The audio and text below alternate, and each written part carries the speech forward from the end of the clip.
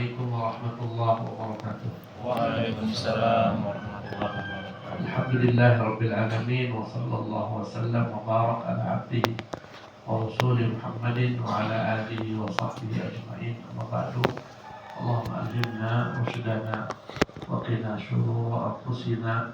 Rabbana zidna ilma wa zidna fahma wa amalan mutaqabbala. Allahumma ya hayyu ya qayyum bi rahmatik nastaghith aslih sya'nana kullahu wa la takilna ila anfusina tarfata ain.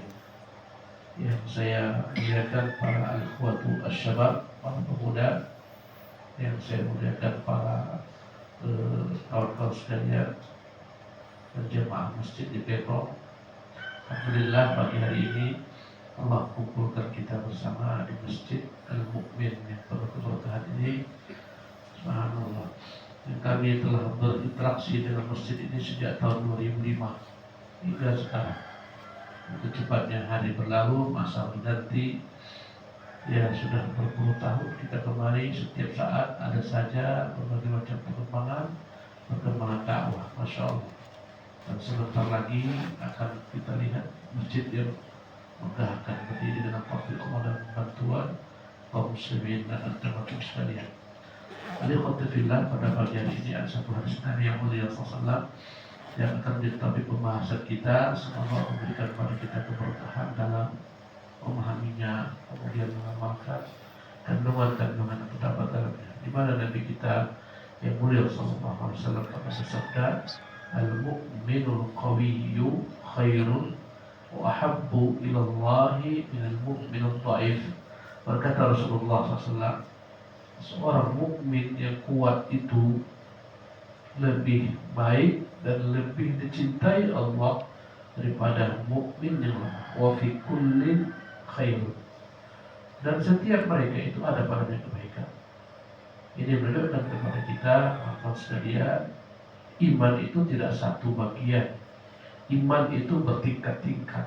Sebagian mukmin lebih tinggi keimanannya daripada yang lain.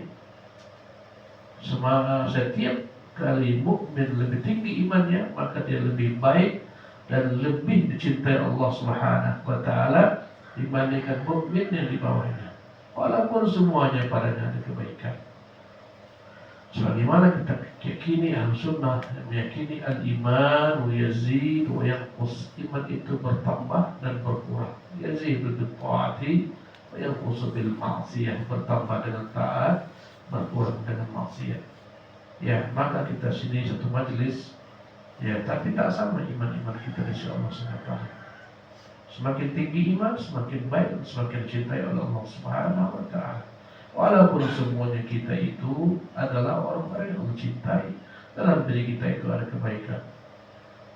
Sebagaimana Nabi yang mulia SAW mengatakan, al-imanu bid'un wa sab'una syu'batan.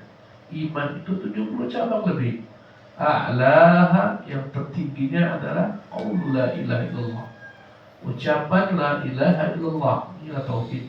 Inilah pintu masuk ke dalam Islam. Ya. Wa adnaha, yang terendah daripada iman adalah imatatul adha 'anil tariq. Menyingkirkan apapun yang sekiranya membahayakan di jalan. Wal haya'u syu'batun minal iman. Dan sifat malu bagian daripada iman. Dalam hadis ini Nabi menyebutkan iman bertingkat-tingkat. Iman bercabang-cabang. Yang tertingginya adalah tauhid. Yang terendahnya adalah menyingkirkan sesuatu yang menyakiti manusia di jalan. Dan malu adalah bagian daripada iman. Dengan ini kloplah keyakinan Ahlussunnah wal Jamaah, qaulun wa amalun. Iman itu adalah ucapan la ilaha illallah, amalun, ya, amalan bil arkan, bil jawari, amalan dengan anggota tubuh menyingkirkan segala sesuatu yang membahayakan jalan. Wa amal qulub, amalan hati, ya, dan amalan anggota tubuh. Para jemaah yang dimuliakan oleh Allah Subhanahu wa taala, dalam hadis yang mulia ini terdapat padanya penjelasan bahwasanya Allah Subhanahu wa taala itu punya sifat mencintai. Jadi Tuhan kita Allah Jalla wa Ala mencintai, dan Allah mencintai orang-orang yang beriman. Ya, dan ini menunjukkan bahwasanya tidak ada sama sekali kecintaan Allah kepada orang-orang yang tidak beriman. Maka sungguh ketika kita beriman kepada Allah Subhanahu wa taala, maka Allah akan mencintai kita. Buah daripada kecintaan Allah Subhanahu wa taala nanti di hari kiamat, sekecil apapun iman seseorang mukmin adalah merupakan penyebab dia dikeluarkan dari api neraka sekiranya dia harus masuk ke neraka. Kata Nabi kita yang mulia sallallahu alaihi wasallam, yukhraju minan nar man kana fi qalbihi mithqalu habbati khardalin min iman. Dikeluarkan dari dalam neraka siapa yang terdapat dalam hatinya sekecil apapun daripada keimanan. Masya Allah. Kalau dimuliakan oleh Allah Subhanahu wa taala, dan kata-kata al-qawi, al-mu'minul qawi, mukmin yang kuat dalam hal apa? Apakah dalam hal tubuhnya atau bagaimana? Kuat tidurnya atau kuat makannya? Maka jawabannya al-mu'minul qawiyyu fi imanihi. Orang mukmin yang kuat dalam imannya. Ya.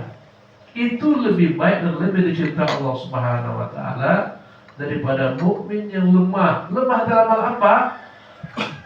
Lemah dalam hal keimanannya. Ya. Jadi saya ulangi lagi, makna al-qawi yang kuat jangan tergambarkan yang kuat fisiknya. Ya. Tapi yang kuat dengan imannya. Banyak orang-orang yang kuat fisiknya tapi sia-sia, tak disukai oleh Allah SWT karena tak ada padanya keimanan. Ya, banyak tokoh-tokoh Quraisy, Abu Jahal itu kuat fisiknya, tapi tak cintai Allah SWT karena tak ada keimanannya. Itu sih menurut saya.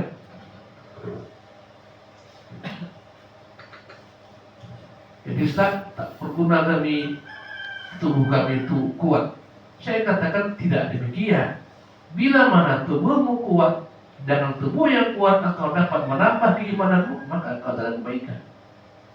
Ya, kuat mengangkat pasir, nanti insyaallah. Ya, kuat mengangkat barbel, kuat mengangkat yang berat, kuat bertinju, kuat mengalahkan kaum kafirin, maka engkau akan terpuji. Orang-orang Allah berikan jalan di surga dengan jalan yang banyak sekali dari sisi kebaikan amal. Ya. Tak semua kita masuk surga dengan satu amalan. Kalau hanya dengan satu amalan menyulitkan. Tak mungkin semua orang masuk surga dengan jalur ilmu, menjadi ulama, mustahil. Mereka qillah, mereka sedikit. Tapi Allah Maha Pemurah, Maha Pengasih, Maha Penyayang. Karena itulah Allah bentangkan banyak jalan, yahdi bihillahu man ittaba'a ridwanahu subulus salam. Allah beri petunjuk dengan Quran, orang-orang mengikuti Allah Subhanahu wa taala, keridhaannya, jalan-jalan kebaikan. Ya, bila mana kau kuat dalam tubuhmu, ragamu, kau gunakan untuk jihad, maka Allah akan mencintaimu. Tapi bila mana kau kuat dalam tubuhmu, kau gunakan untuk menzalimi orang, maka kau orang dibenci oleh Allah Subhanahu wa taala. Ya, Ustaz, aku tubuh kuat, ini rasa kurang, Ustaz. Tak mengapa, kalau kuat ekonomimu, kau gunakan kekayaan untuk mendukung segala macam sarana-sarana iman kepada Allah Subhanahu wa taala, anta fi khair, kau dalam kebaikan, Allah akan mencintaimu. Ya. Orang mukmin yang memiliki kekuatan harta, dengan hartanya subhanallah, tegak dakwahnya dengan harta. Rasulullah SAW dapat menyampaikan kebenaran, menyebarkan segala kebaikan karena ada pendukungnya. Siapa pendukungnya? Para hartawan terdekat, istrinya Khadijah. Semua hartanya untuk Nabi SAW digunakan untuk jalan kebenaran. Ya. Kemudian Nabi didukung oleh Utsman bin Affan, Abu Bakar, mereka orang kaya, Abdurrahman bin Auf. Tegaklah dakwah dengan harta. Ini masjid tanpa harta nggak berdiri loh. Maka orang mukmin yang punya harta dan dia kuat dalam hartanya, dia kuat dalam berinfak kepada Allah Subhanahu wa taala, inilah mukmin yang dicintai oleh Allah Subhanahu wa taala. Artinya jika ada orang mukmin hartanya banyak, tapi hanya untuk dirinya, hanya untuk anaknya, istrinya, kemudian dia tinggalkan kemaslahatan besar, kemaslahatan orang banyak, tak didukungnya secara dakwah, tak didukungnya pembangun masjid, pesantren, ini orang-orang paling rugi.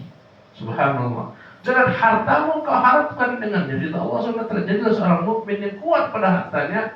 Dengan harta tersebut kau membeli surga Allah Subhanahu wa taala.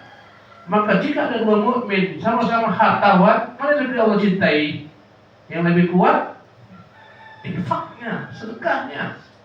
Ya. Maka dalam segala jalan-jalan kebaikan ada yang belajar ilmu. Al-mu'minul qawi, seorang mukmin yang lebih kuat ilmunya, lebih cinta daripada mukmin yang lemah ilmunya. Walaupun semuanya ada kebaikan. Ya, oleh karena itulah kawan-kawan sekalian, jangan pernah dibayangkan makna al-qawi hanya dalam kekuatan fisik. Kata Nabi, laisa syadidu bisur'ah. Bukanlah yang namanya orang kuat jago menjatuhkan lawan dalam sekali piting. Kata piting sekarang lagi masuk populer nih. Sekali piting langsung tumbang.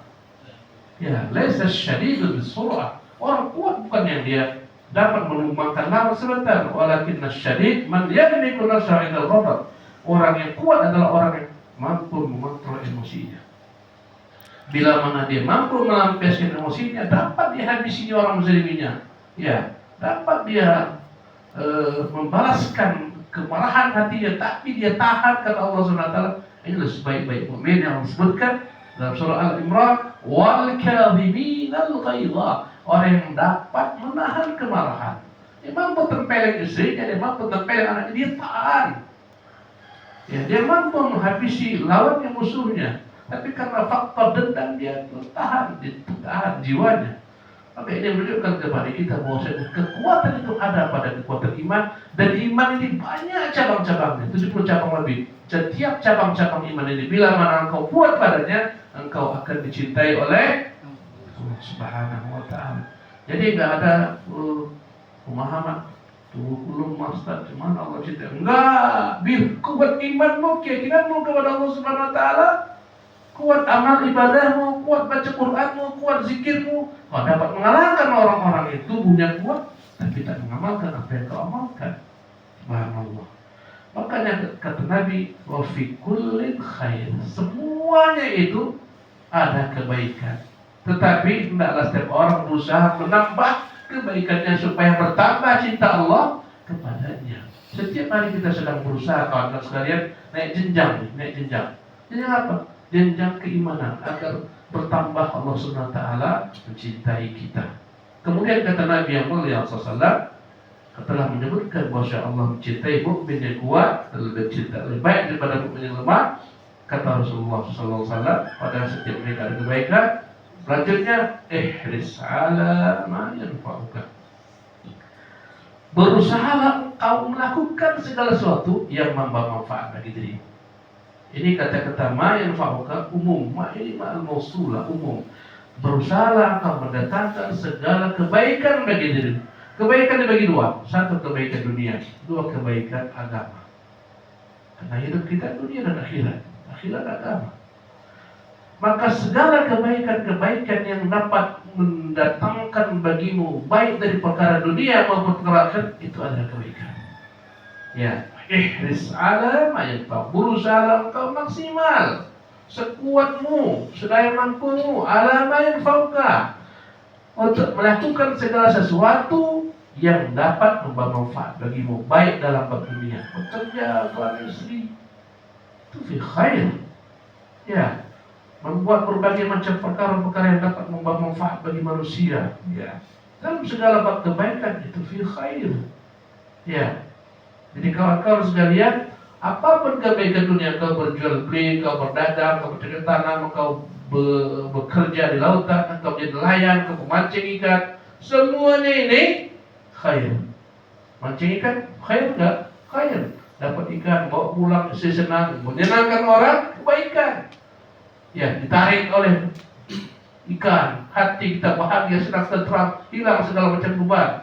Kebaikan fi khair. Tapi catatan, segala macam kebaikan dunia jangan sampai melalaikan kebaikan akhirat. Karena sebagian manusia gila dengan dunianya, gila berusaha meraih dunia, tapi melupakan akhirat. Orang mukmin yakin segala kebaikan dunia sarana mengantarkannya kepada kebaikan akhirat. Maka orang mukmin setiap gerak-geriknya, setiap waktu-waktunya akan senantiasa dia niatkan dengannya mendapatkan ganjaran akhirat, sehingga segala macam aktivitas orang mukmin, aktivitas dunianya bisa berbuah kebaikan. Makannya dengan niat, minumnya dengan niat, bekerjanya dengan niat, segala aktivitasnya dengan niat, dan itu dia akan menjadi ibadah dari sisi Allah Subhanahu wa Ta'ala. Ihris ala ma yanfa'uk, berusaha maksimal. Kata-kata ihris dalam bahasa Arab Ya, al-hirsu maknanya adalah at-tama'us syadid, ambisi yang kuat.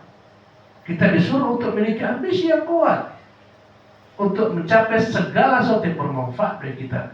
Orang Islam tak disukai memiliki kelemahan dalam azam dia lemah. Nggak bisa ini, nggak bisa nih Ustaz. Kalau ini bisa, nggak enggak.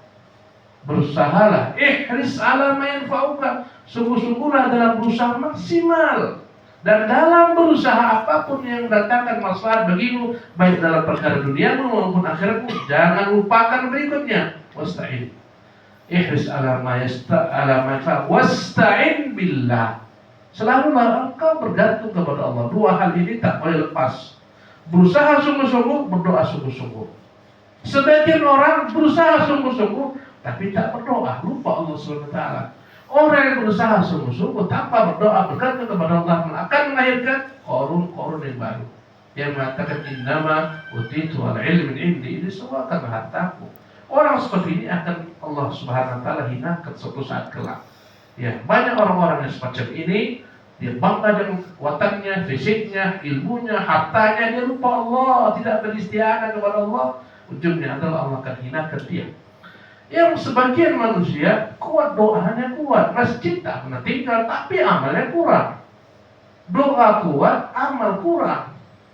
Yang baik adalah menggabungkan antara doa dan amal. Doanya kuat, amalnya kuat. Ya, dalam beramal maksimal. Kata-kata Yes menunjukkan wajib kita dalam beramal mencapai tingkat kesempurnaan. Dalam bekerja dengan sempurna. Karena itulah Nabi kita mengatakan innallaha katabal ihsana fi kulli syai'. Allah wajibkan berbuat ihsan dalam segala hal. Ihsan adalah tingkatan tertinggi daripada amalan. Kalau kau bekerja, bekerjalah yang paling termulia, yang paling tertinggi tingkatannya. Artinya kau jangan sembarang bekerja. Pokoknya bekerja. Enggak. Mana ihris maksimal. Bahasa Arabnya itqan. Sempurna dalam mengamalkan apapun pekerjaan-pekerjaanmu yang mendatangkan kemaslahatan bagimu di dunia maupun akhirat. Sempurnakan dan bergantunglah kepada Allah SWT. Mintalah kepada Allah. Dalam agama kita meyakini kita tak mampu meraih apapun keberuntungan dunia akhirat tanpa Allah. Karena tanpa Allah segala macam bentuk kebaikan. Oleh karena itulah yang paling terbaik dari segala adalah engkau senantiasa gantungkan harapanmu kepada Allah, berdoa kepada Allah SWT dalam segala hal. Para sahabat pakai sandal saja mereka minta bantuan daripada Allah untuk mudahkan mereka. Karena semua taufik tangan Allah SWT. Tanpa taufik Allah, kau tak sampai kemari, kau tak bisa mendengarkan kajian, kau tak bisa melaksanakan salat subuh, maka segala kebaikan itu ada pada Allah. Mintalah kepadanya. Al khairu kullu fi yadayk, kata Ibnu Umar dalam tarbiyahnya Allah, segala kebaikan itu ada padamu. Ya, maka mintalah kepada Allah SWT. Jadi dua, satu amal, dua doa. Kemudian musta'in billah. Yang ketiga ini perusak. Yang ketiga ini perusahaan malam. Wala ta'jas. Kau jangan lemah. Kau perhatikan bagaimana semut. Semut ini jika ada sini semut ini. Saya halangi begini dia akan pindah kemari. Saya halangi di sini dia pindah. Semut tak pernah berhenti. Coba aku halangi semut dia akan dalam sini. Halangi lagi jalan. Kau halangi apapun kau buat dia tak akan pernah menyerah. Orang mukmin itu Allah cintai seperti semut ini. Ya, ini cepat menyerah. Mana ini? Nggak bisa, Ustaz, aku lemah. Ini tak bisa. Jangan. Ya, wala ta'jas, jangan kau lemah. Tengoklah Sultan Muhammad Al-Fatih, rahimahullah, tak bisa dari lautan menyerang musuh-musuh yang menaklukkan Konstantinopel. Apakah dia berhenti? Ketika itu musim angin utara. Kita tahu bagaimana angin utara lagi kuat-kuatnya. Ya, tak bisa menembus. Mereka letakkan rantai di laut marah-marah, tak bisa masuk. Apakah dia berhenti? Enggak. Kembali ke benar dikatakan kita naik dari gunung. Sungguh gila perbuatan diperbuatnya. Apa? Menaikkan kapal-kapal dari puncak gunung. Subhanallah. Ya, ditarik gunung, dipotong kayu-kayu menjadi rel bagi kapal tersebut. Ya, beberapa hari sampailah kapal di lautan, habis musuh. Ditaklukkan Konstantinopel. Artinya tak pernah berhenti, harus sungguh-sungguh. Maka tak ada Allah ikhwan sekalian, tak boleh antum untuk mengatakan aku tak bisa, Ustaz, aku tak ada istilah. Nah, untukku tak boleh. Tak ada pemuda itu harus cari pekerjaan. apapun yang dapat lakukannya. Ya, wala ta'jaz, jangan melemah. Apalagi antum semua calon pemimpin rumah tangga ini, nggak ada istilah karena kerja lama kemana-mana, aku nggak bisa. Istrimu cuma aku kerja, jual rujak, jualan bakso, apapun. Jangan pernah antum tuh dinilai manakala antum tuh punya pekerjaan. Laki-laki dinilai dengan pekerjaannya. Kalau antum tak bekerja, antum kan laki-laki masuk ke dapur. Jadi kata Rasulullah SAW, wala ta'jaz, ini penghalang sukses. Ajiz, apa artinya ajiz? Lemah. Nengok tembok tinggi, tak bisa. Itulah lemah. Mukmin nampak tembok tinggi, cari jalan lain. Dia tak pernah berhenti sampai tujuan dia. Ini masuk orang mukmin yang kuat. Ya, atau ini mentok berhenti, jangan cari jalan lain, mentok cari jalan lain. 1000 apa katanya? Banyak jalan menuju sabilun najah. Subhanallah. Jadi ini penghalang, wala ta'jaz, jangan kau melemah. Ya. Kemudian kawan-kawan sekalian, setiap kita sudah berusaha maksimal mencapai tingkat itu, kan ternyata tetap tak terwujud yang kita harapkan. Karena kita mudabbar, kita diatur, Nabi mudabbirin, bukan kita yang mengatur, ada yang mengatur kita Allah. Manakala apa yang kau hajati, apa yang kau inginkan mentok tak ketemu, sudah semua kau lakukan, usaha, berdoa kepada Allah SWT, engkau kuat tak lemah, tetap tak sampai tujuan. Karena laisa kullu ma yatamannahul mar'u yudriku, tidaklah segala sesuatu yang diinginkan seseorang akan diraih. Tajril riyah bima la tahwis sakinu, kadang-kadang angin begitu kencang berembus ke arah yang tak disukai nakhoda. Nakhoda maunya ke timur, angin membuat dia ke barat. Dahulu kala orang pakai layar, oke? Kadang anginnya ke barat, sementara nakhoda mau ke timur, dia harus ikut terlebih dahulu. Masya Allah. Dalam hidup ini pun tak segala yang kau inginkan tercapai. Ketika itulah datang kewajiban beriman yang takdir. Kau yakini dalam itu ada kebaikan. Apa yang kau terhalang daripadanya, di baliknya ada kebaikan. Kata Rasulullah SAW, wa in asabaka syai'un, kalau kau tertimpa sesuatu, fala taqulanna, jangan pernah kau katakan law kana kada kana kada. Jangan pernah kau katakan seandainya begini ku buat, pasti begini. Fa inna law taftahu bab syaitan, karena kata-kata seandainya membuka peluang syaitan, pintu syaitan. Bila mana kau gagal setelah kau berusaha maksimal, maka kau itu ada ketentuan Allah. Di balik kegagalanmu terdapat berbagai macam bentuk hikmah-hikmah. Kaum mukminin ketika perang Uhud gagal menaklukkan Quraisy, terbunuh 70 orang. Di balik kegagalan terdapat segudang hikmah. Kalau nggak gagal, mereka tak pernah tahu hikmah di balik itu. Di antaranya, hikmah yang mereka dapati, menentang pemimpin, menjadi pemimpin sebab kekalahan. Dan Allah tak peduli, di sana ada Nabi Muhammad, ada Bakar, ada Jibril turun kala itu, subhanallah. Ada malaikat-malaikat, Allah tak peduli. Ketika ada yang bermaksiat, Allah angkat ketika itu pertolongannya. Sebagian sahabat dia lupa, lalai, kata Nabi, jangan turun, jangan turun, jangan turun. Mereka turun. Akhirnya habislah mereka. Subhanallah, itu hikmahnya. Bahwasanya si pemimpin adalah sebab kekalahan. Perhatikan bagaimana masyarakat semut. Dalam surat An-Naml, ketika Sulaiman lewat, berkata Nabi Sulaiman, ya, ketika berkata sang ratu semut ketika melihat Sulaiman datang dengan bala tentaranya, ya ayat Tuhan Naml, hai pasukan semut, udkhulu masakinakum, semua masuk ke sarang-sarangnya.